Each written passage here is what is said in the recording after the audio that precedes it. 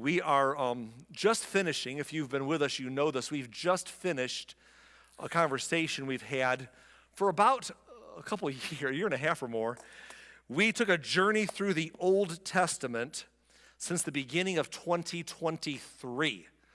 And you're like, oh, good, is that over? Yes, it is. I know some of you are not glad it's over. I've heard a lot of feedback about how much you've enjoyed the narrative.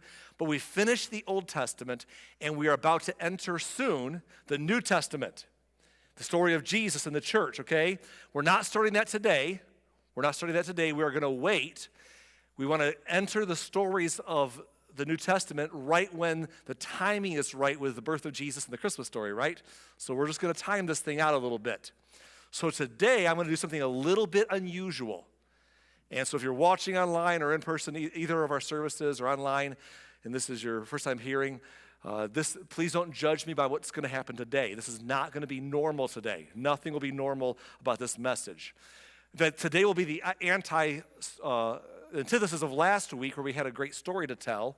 Instead, today, I'm going to be academic. Doesn't that sound fun? Yes. No stories, no just academic. But we're going to do something unusual today. We are going to turn the page from the Old Testament to help us set up for the New Testament. Because a lot happens, and let me explain to you what that looks like. There's a gap of about several hundred years, over a 300-year gap between the end story of the Old Testament and the beginning stories of the New Testament.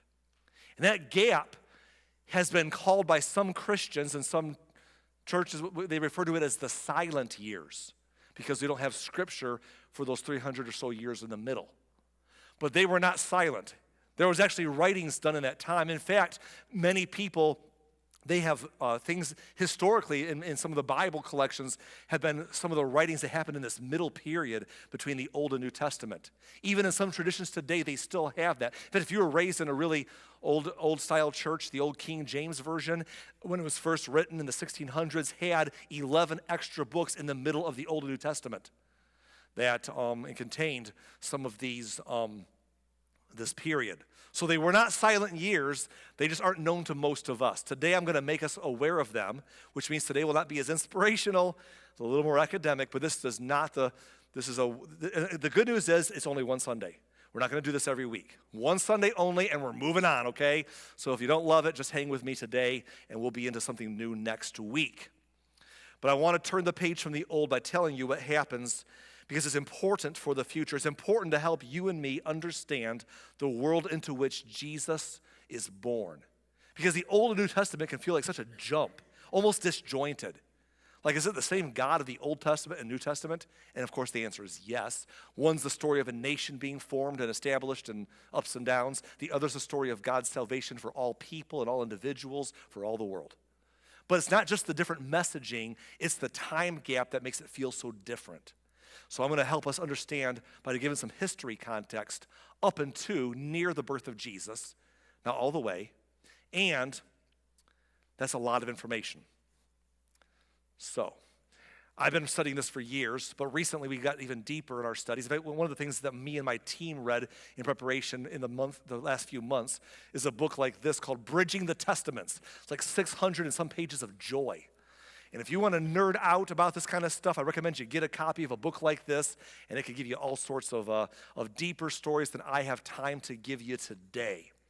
But because we're going to be so academic today and unusual today, and I'm saying that over and over because I want you to know this is a lot, I want to ask you to help me. Let's all become a little smarter. And so to help us get a little smarter, we're actually going to pass out to everyone in the room right now bags of Smarties that my team's going to pass out right now to you. Go ahead and jump in there. And these are to help you help us as we get smarter together today. Also to give you sugar to keep you encouraged during the information dump you're about to get. So if you're watching online, I cannot pass you Smarties through the screen, and I'm sorry, but just go to your refrigerator if you're at home and get something you like, okay? And if you're here, the sugar is going to hopefully keep you. Pace yourself. It's a long sermon, okay? So pace yourself with the Smarties, or just down them real fast when you know how bad this is going to be. Okay. I will eat none of them for now. We're going to do communion later too, so you can wash them all down later with the juice and the bread, okay? All right. Are you ready to learn? We're going to get a lot of ground to cover. I may talk fast. I do that anyhow, but I have a lot to do today, so bear with me. Are we almost done passing them out? If we missed you, it's not intentional. We don't think you have a sugar problem. It was just we overlooked you, so wave your hand frantically, and we'll come back around. Anybody get overlooked? Yeah? Well, you do. You do. I give Kathy an extra bag. Okay, we good? Thank you for helping. We're going to jump into this now. Here's what I'm going to do today.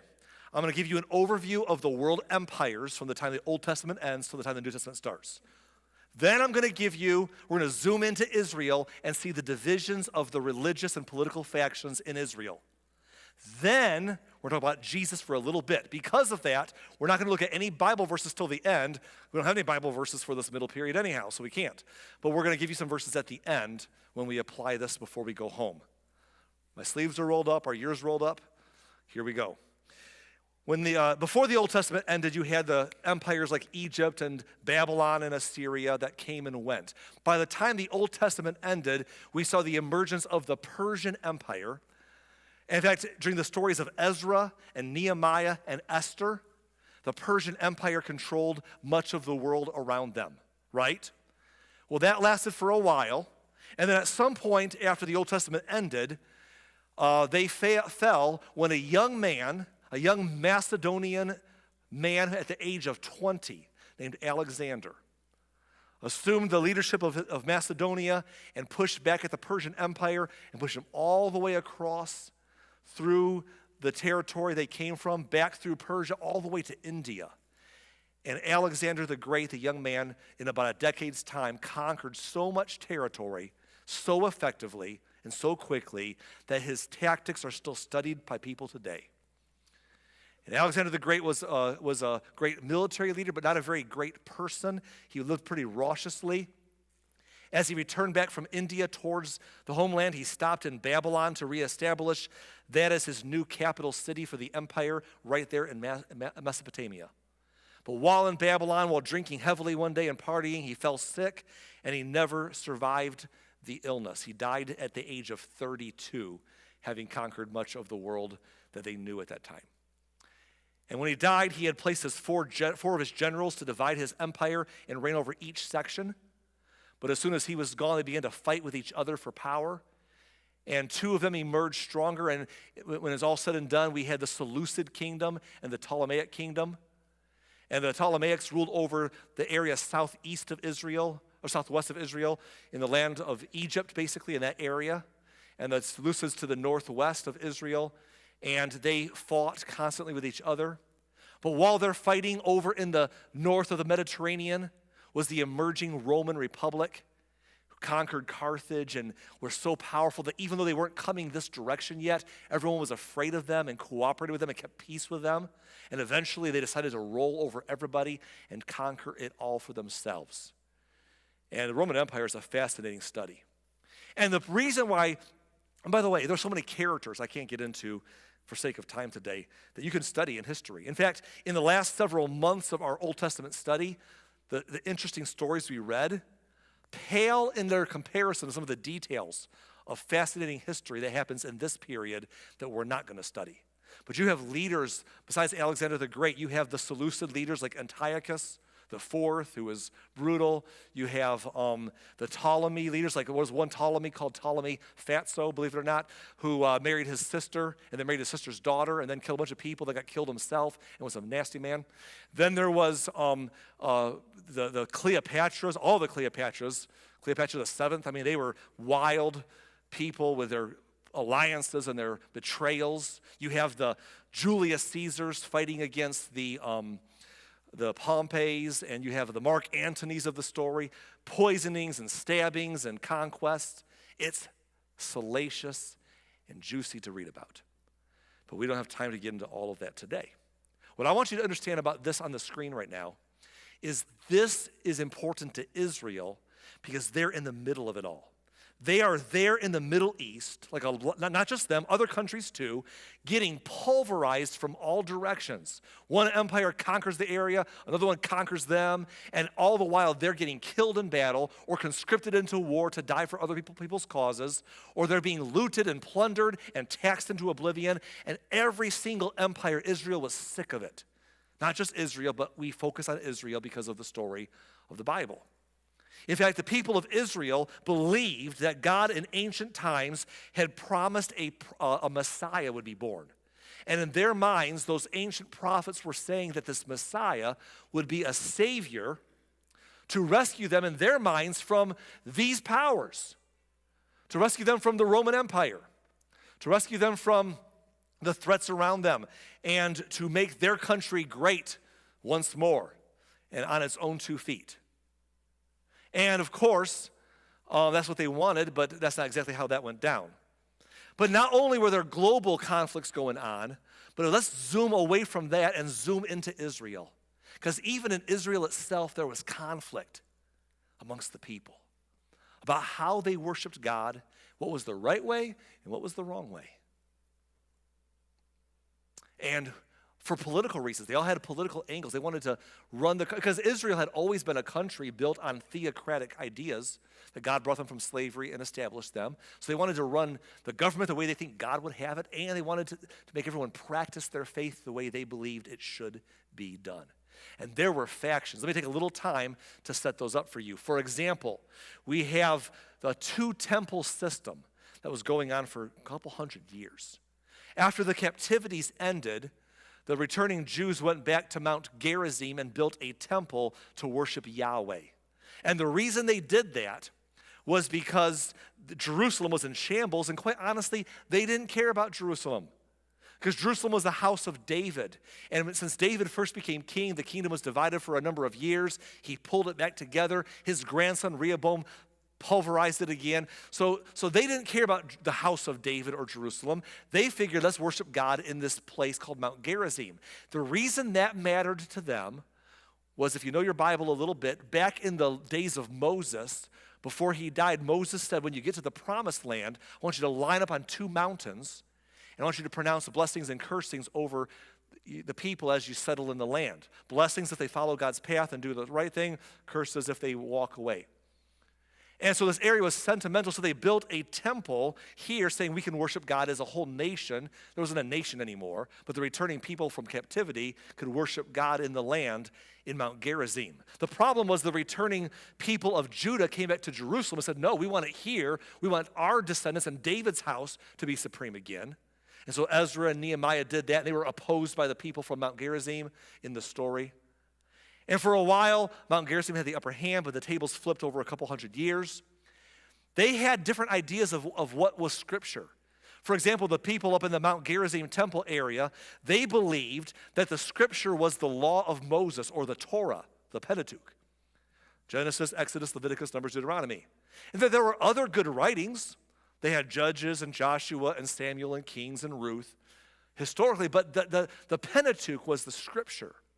Well, the Jews in Jerusalem said, no, we want to become supreme again. We need to, because those scriptures could paint a picture of Mount Gerizim being legitimate.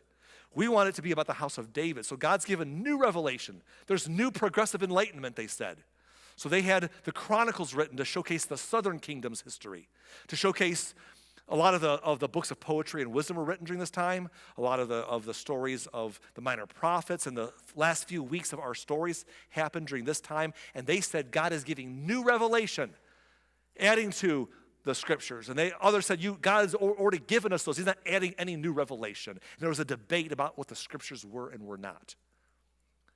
And for a while, Mount Gerizim was more powerful, but as political landscape shifted, eventually Jerusalem got stronger.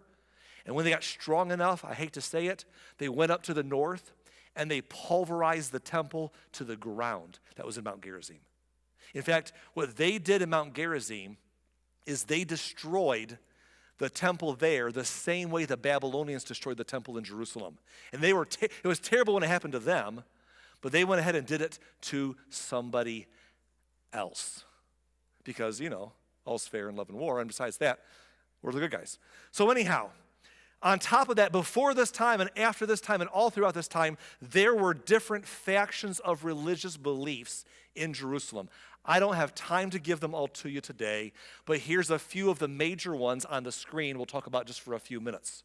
The Hellenists, the Sadducees, the Pharisees, and the Essenes. This is not an exhaustive list, but it will get the job done on a Sunday like today. The reason this is important is because some of these are progressive in their theology, and some are very conservative. The Hellenists were very progressive. Hellenist means they embraced Greek culture. When Alexander the Great came through, brought Greek literature and Greek wisdom and gymnasiums and culture, they said, let's embrace the world in which we live, and let's just celebrate. Let's not be so isolated. Let's embrace the world we live in, and let's bring God into it. And they embraced Roman culture the same way, Greek and Roman culture the same way. But, and the Pharisees and Essenes are like, no, keep that stuff out of here. We're right, keep it far away. And the Sadducees were kind of in the middle, but they were more Hellenistic. They were empowered usually to run things in Israel because they cooperated with those foreign powers who ruled over them. And the Sadducees were oftentimes leading the religious and political moments of Israel. The Pharisees and Essenes were more conservative. The Essenes were really conservative. Are you ready for this? The Essenes would move out of the cities, out of the metropolis areas, and go into the wilderness or desert areas to start communities. They would educate their kids separately from everybody else. They would require celibacy to join their ranks. Now, you got to wonder, if you're celibate, how do you have kids and perpetuate your movement? You weren't forever celibate. You had to basically make a vow of celibacy for a few years and a few other hard things to prove that you were really serious before you were in the club. But they were hardcore. They were pacifist, but they were vicious with their words. They wrote a lot of literature, and it was vicious. That everyone else was wrong. They were the only right ones.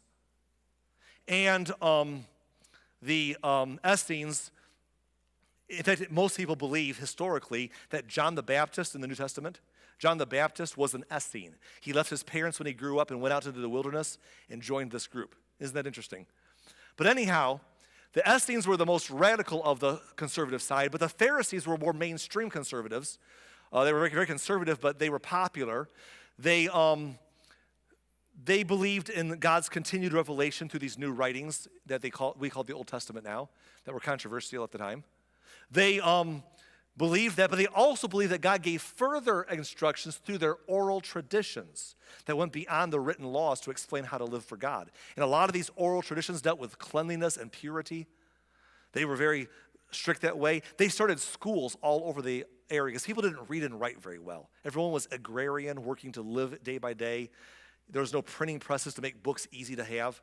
So they would teach people basic skills for education and teach them how to memorize the scriptures and teach them how they interpret them. So the Pharisee influence was throughout the land of Israel more than anybody else. And these different groups had different religious hang-ups. Here's a couple examples. The Sadducees believed there was no life after death. To the Sadducees, it's all here and now, and when we're gone, it's over. That God's blessings are for this kingdom here. The Essenes believed, and so did the Pharisees, that there was an afterlife. In fact, the Essenes believed that nothing in this life was worth anything, survive it and wait for God to do something better someday. The Pharisees were kind of like, hey, there's an afterlife, but also let's affect change where we are. On top of that, the Essenes were very into predestination and election beliefs. The Pharisees were kind of more on both sides of that issue. They believed in God's sovereignty, but also free will. Those complicated ideas work together. The Pharisees were the more popular group. They were probably the evangelicals of today, both in their political angst as well as their conservatism in general and their popularity as the largest faction of their religion. But if this simplistic idea right here, these factions, there are more than this. If this simplistic idea seems like a lot to you, I got worse news. There were factions within the factions. Okay, I'll give you one example. The Pharisees had sub-factions below them, so did the others. The Pharisees had people who were followers of Hillel and followers of Shammai, two prophets who lived during Jesus' lifetime. Jesus was born while they were older men, and they died before he was grown. But Hillel was they're all conservative Pharisees, but Hillel was more of an open-minded conservative Pharisee, and he believed he had a primitive version of the golden rule. His was like, what you hate for yourself, don't do to others. And Jesus would come along and say, more actively, do to others what you want others to do to you. But Hillel was a very influential man. Shammai was the hardliner. He's like, be right, you're wrong, we'll kick you out, chase you out, cuss you out, kill you out. This is how it is, and there's no other way about it. And people fell into these different camps, tribes within tribes, factions within factions. And this might sound interesting to you. These different groups of people, check this out, often used and abused their scriptures to get power and position. Does that sound familiar? Let me say that again.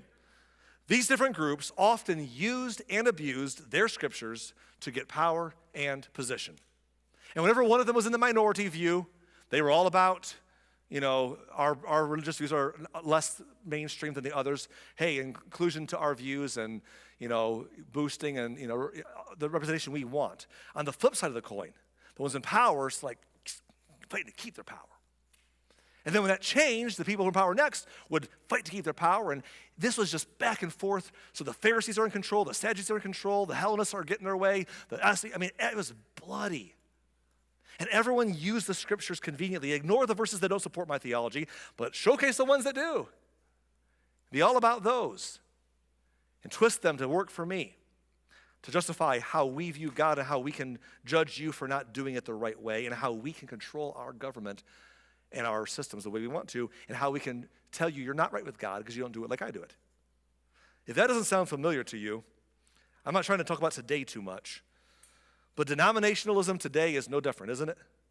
Can we just be real? Christianity was never supposed to be another religion. Jesus came to establish a relationship with God through what he did, but we've turned it into a religion with factions that disagree and fight and judge and pastors that bash other churches and call other people out, and denominations that criticize other denominations, and people who gatekeep those who are out, push them outside because they don't say the right kind of things. And Christians who can go from one church to another because, hey, there's so many flavors in the ice cream shop, and we all have opinions about who's right and what's right, and we're just hostile. It's a lot like the same thing, and it shouldn't be, but it is. Anyhow, back to back then. Let's move away from today. That's uncomfortable.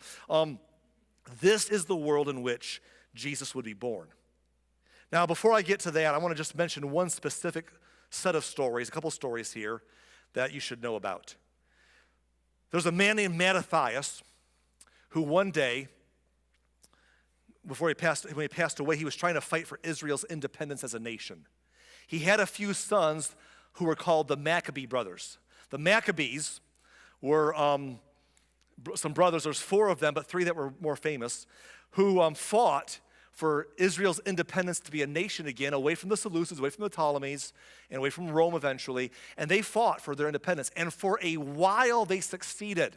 In fact, there are books written about them. They're in some people's Bibles today. You can read them. They're out there. I've read them. You should read them yourself. The first and second Maccabees are interesting literature.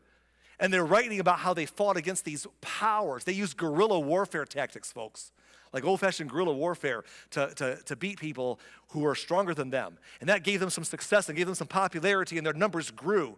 And eventually they were a full-on army, and eventually they gained independence for Israel for a while. It was up and down, touch and go. And if you read the first and second Maccabees books, they sound like amazing people fighting foreign powers, and they were. But it doesn't tell you, because it's their story, they don't tell you the other part history tells us. How they also went back into their own people and killed their fellow Jews who were not in the right view of how they should do things. They killed a lot of the progressives because the progressives were doing it wrong and they're dangerous. And they killed them and they took power. They were bloody people. And without getting into all the many stories of this era, I want to give you this one before we move into what we're going to go to. What happened is,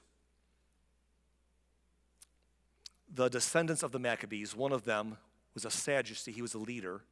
And there was such a faction between the Sadducees in control and the Pharisees who were more popular and wanted to be in control, not just of the religious outputs, but how they worshiped in the temple and how they ran basically their country. And there was so much fighting. He was a Sadducee, so he had his son marry a daughter of a prominent Pharisee to try to bring the factions together.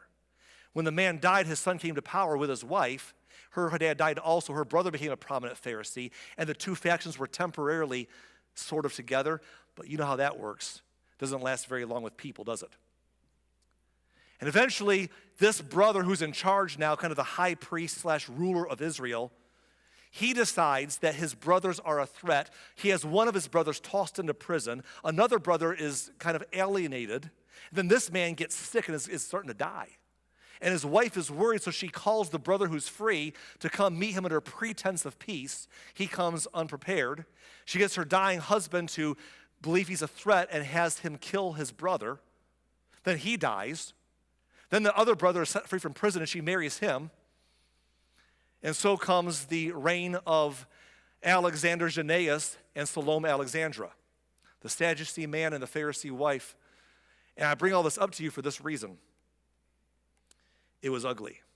One day, during the Festival of Tabernacles, we call it today the Festival of Sukkot, or Sukkot, but that sounds bad, so Sukkot.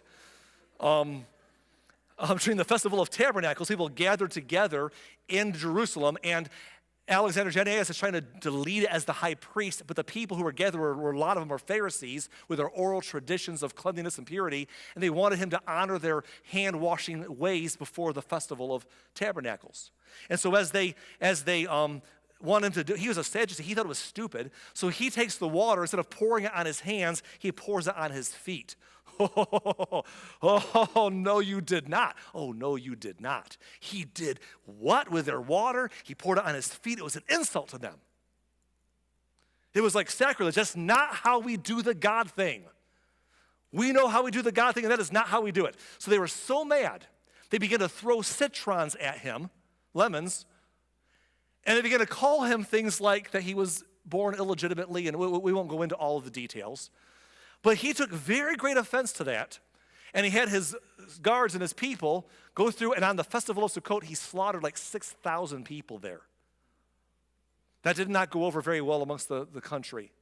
Pharisees fled the city back to their homes or moved out, and they decided we can't overcome Alexander Jannaeus because he's so dangerous and powerful. So they did something they did not want to do. They hired foreign help. They went to the Seleucid kingdom and said, help us conquer our city back from Alexander Jannaeus. And if we get in power, we'll cooperate with you. And the Seleucids are like, cool, we would love to have allies and peace with Israel by having control over them. So they helped the Pharisees attack Jerusalem to drive out Alexander Jannaeus, and they beat his people. He actually escapes, runs to the Judean foothills, and hides out for a few years. And public sentiment shifts. People did not like what he did when he killed 6,000 people, but they shifted to support him because foreign powers were attacking them, and they were against that more. So they supported him again, and eventually the Seleucids got called away to deal with Rome or somebody else, and he was brought back to Jerusalem as the high priest and ruler once more. And when he got back to power, after being persecuted, he decides to settle some grudges and settle some scores. And he rounds up 800 of his political rivals and his religious rivals, the Pharisees, 800 Pharisees. He brings them to Jerusalem. And right outside the temple in the open court areas, he sets up 800 crosses and he crucifies these Pharisees. This is way before Rome showed up to control Israel, way before Jesus was around. This is God's people killing God's people because they weren't right with God. And he crucifies 800 Pharisees. Not only that, he drags their wives and children in front of them while they're dying, and he slits the throats of their wives and slits the throats of their children in front of them while they died on the cross, and watched it happen. While he sat back with his mistresses and fornicated and drank while his wife is hiding out somewhere. The high priest and ruler. Hey, you got to do what you got to do, you know. I mean, they were abusive in power, so I got to do what I got to do when I'm in power. You know how it goes. And I can tell you stories all day long just like that. But that's not what we're here for. What I want you to understand in this time of history is that Jesus shows up, and there's more. Rome will show up a few decades before Jesus. They'll take over everything. Young Octavian will become Caesar Augustus. He'll appoint Herod the Great to be the king or the ruler of the Jews. And they won't like that, but he will build them a nice temple, but he'll also kill a lot of people. And everyone is waiting for a Messiah. And Jesus shows up. And here's the crazy part. Jesus operated much differently than those who were looking for a Messiah thought he should. They thought the Messiah would come, as promised by their ancient prophets, and set them free from powers like Rome. Make them great once more and independent all over again and powerful like they want to be as a kingdom and a nation. They thought that's what the Messiah would do, but it's not what Jesus did. Here's the crazy part. Before Jesus came, the world was controlled by Rome. And when Jesus left, the world was controlled by Rome. He did nothing to change that. That can't be the Messiah. He would fix the political landscape, globally and locally. In fact, they not only thought the Messiah would come and fix the global structure, they thought the Messiah would come, check this out, and fix all the wrong forms of how they worship God, fix all the incorrect ways, and show who was right. Of course, you know who was right, don't you? Everyone said, I'm right, my way's right. So God will come and show all the other factions of religion in our system that they're wrong and my way's right. And I was like, no, he's going to come and conquer the world and give us power and show that my faction of how I worship God is right and theirs is wrong. No, And so, because we all make God into our image and plays by our world mindset, right? So anyhow, they all thought he would be a certain way, and he wasn't. He didn't do anything they thought the Messiah should do. He didn't overthrow Rome. Check this out. He did not even get involved in politics. It's crazy. People ask him about questions about taxation. He's like, eh. People asked him, you know what he did? He minded his own. He helped people. He served others. In fact, when he died and rose again and left, his followers would later summarize Jesus' life by saying, quote, he went about doing good and helping people, and God was with him. Well, that's not what they were looking for in a Messiah. Doing good, helping others, and God was with them. They were like, how about conquer, kill, maim, appoint, do a revenge tour? I don't know. Get in charge of everything, set the record straight, rule with an iron fist. He didn't do any of that. And I'm not going to talk about Jesus anymore because we're about to enter the New Testament. Here's the deal. We're about to enter the New Testament. We're going to talk about Jesus an awful lot for the next few months. Hopefully you won't get sick of talking about Jesus because that's kind of why we come here every Sunday anyhow. Before we go to Jesus, I'm going to skip him for now and wrap up by talking about what happened after Jesus in light of all of today's story. After Jesus died and rose again and left to glory, the church took off, but not everyone was on board. In fact, the Pharisees were kind of the religious stronghold amongst the Jews at that time. And those good, hardline believers that they were in the faith, they decided that it was dangerous to let this faction of Christianity grow. It was too progressive to them. It was very progressive in a lot of ways. They didn't like it. So what they decided to do was to squelch it. There was one particular Pharisee whose name was Saul, who made it his personal mission to squelch this new thing called the way. And so he rounded up people. He would have letters to have people arrested, put in prison, beaten, sometimes even stoned to death because their way of following and practicing their faith in their God was wrong and it was dangerous to their country in his mind. And he did this for a long time until one day on the road to do it more, a blinding light knocks him off his feet. He has an encounter and sees a risen Jesus. And it's so powerful to him that he believes, he gets baptized, and he spends about 14 years behind the scenes unlearning everything he thought and relearning what it meant to be a follower of Christ. And when he got out of there, he went all over the Asia Minor. He went all over the Mediterranean area, the cities preaching the good news of Jesus everywhere he went. And before he would have people arrested, now he was the one thrown in prison. And before he'd have people beaten, now he was the one getting beaten. Now he was stoned almost to death twice, and eventually he was killed for his faith in Christ, but he never went off on a crusade like that, because once he moved from his religion in God's name to understanding who Jesus was, he said, I'm not here to force anyone. I'm here to spread good news and serve like Christ did and give my life. He changed his name from Saul to Paul. And he wrote letters back to all these places he went as a missionary, and gave them letters about how to live for Jesus. This was the impact Jesus had. You say, well, Jesus, didn't change much of anything, but didn't he? I mean, he didn't overthrow Rome. He didn't overcome all the religious factions that had him crucified in his own country. But a few decades after Jesus was gone, those factions all got wiped out anyhow. The temple was destroyed for a couple thousand years until recently at that time. Well, still, really. I mean, just annihilated their country. The Roman Empire falls a few hundred years later. But Jesus, what legacy did he leave behind? Well, I don't know. 2,000 years later, here we are all over the world today in buildings just like this, serving and worshiping and praising him. And Paul was so gripped that he changed his life and gave his life to spread a different kind of message that was countercultural to the might makes right, fight and bicker and hate and stew and divide. He spread some good news and let others mistreat him, but he just showed them God's way, just like Jesus had done.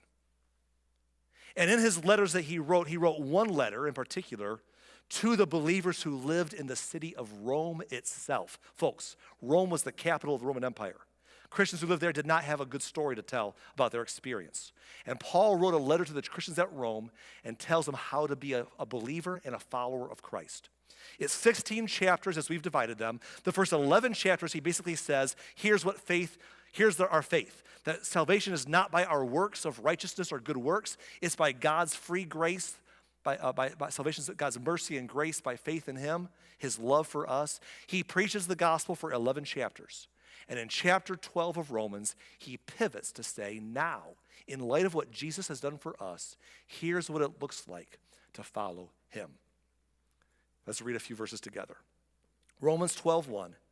And so, dear brothers and sisters, I plead with you to give your bodies to God because of all he has done for you. Let them be a living and holy sacrifice, the kind he will find acceptable. This is truly the way to worship him. What does that mean? Give your bodies? Lay down a living sacrifice? No. I'm not a doormat for anyone. You got to stand up and fight for your beliefs and force your way and get control of things and get the systems in your corner and do what you got to do and give my bodies and be a sacrifice. Paul's like, yeah, that's what Jesus did. That was his way in this world. And it worked out pretty good in the long game. And then he said, but that's not how the world works, Paul. You simpleton. That's not how the world works. You gotta play by their game. Paul says, I'm glad you mentioned that. Verse 2. He says, don't copy the behavior and customs of this world, but let God transform you into a new person by changing the way you think. Then you will learn to know God's will for you, which is good and pleasing and perfect. That phrase, don't copy the behavior and customs of this world. I grew up in a very religious church, typical background that kind of did the same thing to this passage that I think that people back then did to the scriptures they had. They took this passage to say, don't copy this world means don't have that kind of hairstyles people in the world have, or wear the same kind of wardrobe they have, or listen to the same kind of music playlist they listen to. That's not what Paul's talking about. Paul's saying, don't live in this dog-eat-dog, serve yourself, might makes right world like the world does. Be like Jesus. Be countercultural in the way you love and serve and give and focus on eternal things and not power and grudges and control. And if you don't believe me, go home and read the rest of the chapters of Romans. It's what he talks about over and over again. I won't go through it all with you today, but here's a few examples. There's so many. A few verses later in verse 17, he says, never pay back evil with more evil. Paul, that's so simplistic. Paul, that was cute 2,000 years ago, but he doesn't live today. See, here's the thing. We got to fight fire with fire, don't we? I mean, after all, the people on the other side of my views, religiously, politically, whatever, they are evil. Everything they want to accomplish is evil because it's against what I believe that should be done. And therefore, whatever I do is justified because I'm the good guy, they're the bad guy. And you got to kind of get on their level and fight dirty. And also, you pay back evil for more evil. That's how we do things. Paul's like, nah, that's not how we do things as Jesus followers. Doesn't make no sense. How are you supposed to win? He says, do things in such a way that everyone can see you are honorable. Oh, cute, honorable. You know what honorable and being honorable and $8 and change will buy me a small coffee at Bigby, okay? Why do I care? He said, no, listen, here's what I'm saying to you. Verse number 18, do all that you can to live in peace with everyone. You're like, hold on now. Everyone? Yeah. Everyone, including the people whose lifestyle you don't agree with? Everyone, including the people whose politics you don't agree with? Everyone, including the people whose, are you with me? Are people whose way of worshiping God and their religious expressions are not the way you would do it? Everyone, including those who raise their family different than you would think that it should be done? Everyone? He says, look, do all you can to live in peace with everyone. Not just those we agree with. Well, that's not fun. Because I don't like people very much. And he goes on and says this, leave vengeance to God. Yet he says at the end, you know how you overcome evil? I didn't put this on the screen. The last verse of this chapter, he says, don't be overcome by evil, but overcome evil by doing good. Not getting in the ground and doing the same dirty junk. Overcome it by doing good.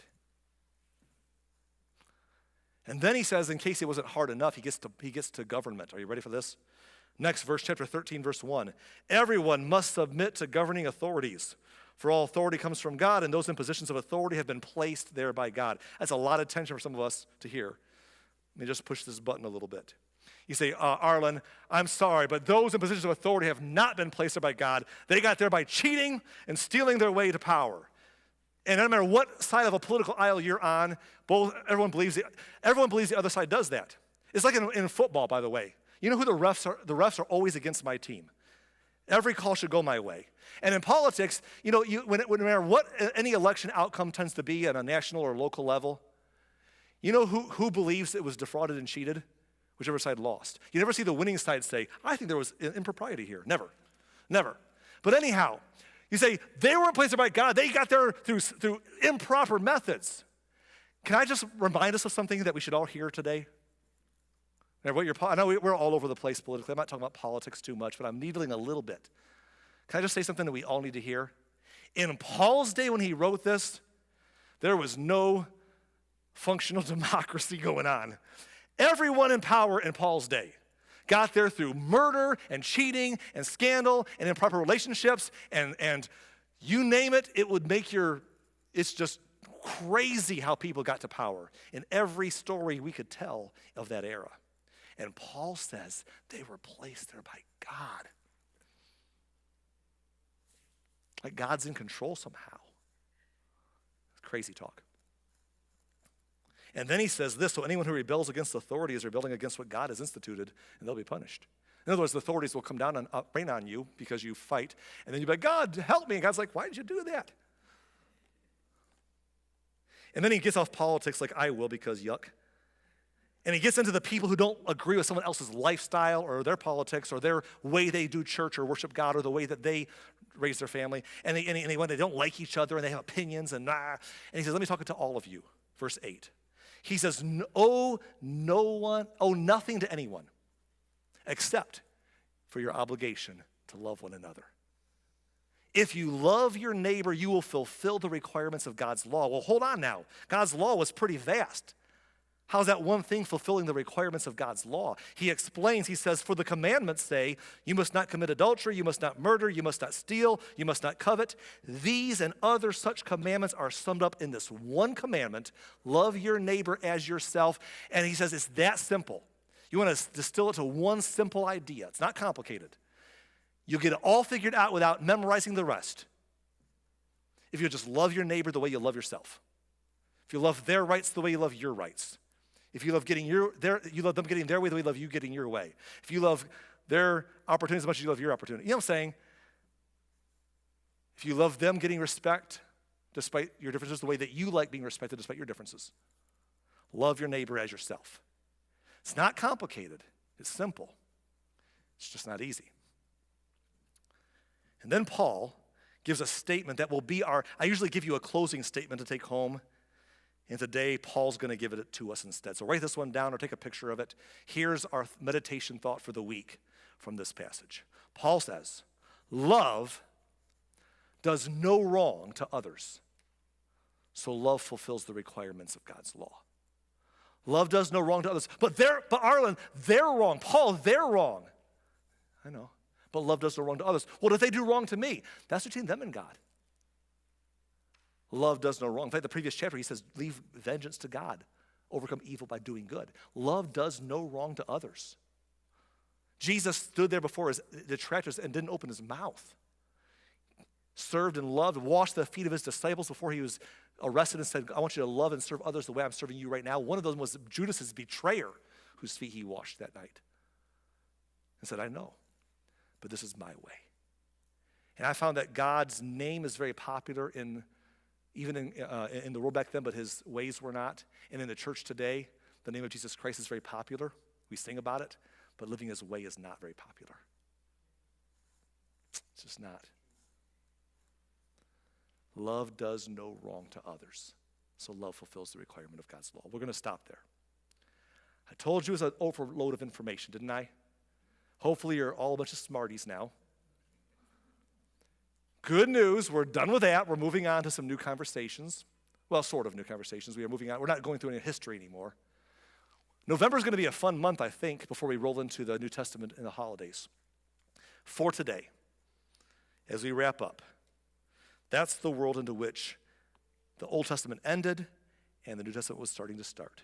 That's where Jesus came in. And besides the information, I hope that the implication and the inspiration is for us to not live copying the patterns of this world, but acting like the one we call our Lord, living like Jesus. That'd be great.